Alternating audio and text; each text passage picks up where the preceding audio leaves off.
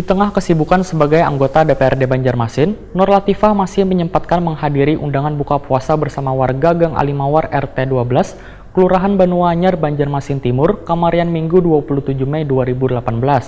Diiringi gerimis hujan, kedatangan wakil rakyat ini disambut antusias warga. La ilaha illallah sayyiduna.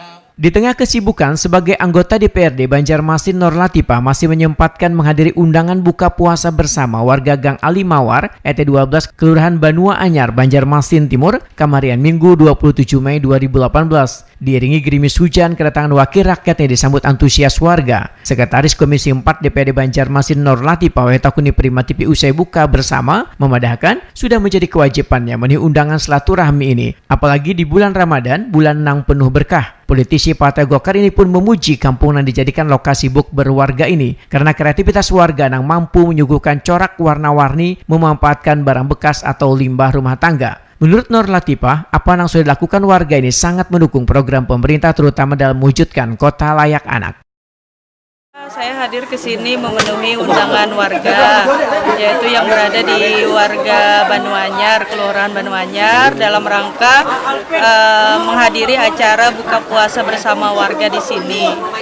Alhamdulillah ini adalah suatu kebanggaan sekali lagi bagi saya karena dapat bersilaturahmi dengan masyarakat di sini, tentunya dengan ibu-ibu yang di belakang saya ini, ibu-ibu yang sangat ramah sekali. Alhamdulillah sebagai wakil rakyat ya, saya sangat senang sekali. Hal seperti ini patut kita apresiasi, kita dukung karena masyarakat di sini saya lihat sangat semangat sekali dalam rangka mempercantik wilayah lingkungannya sendiri.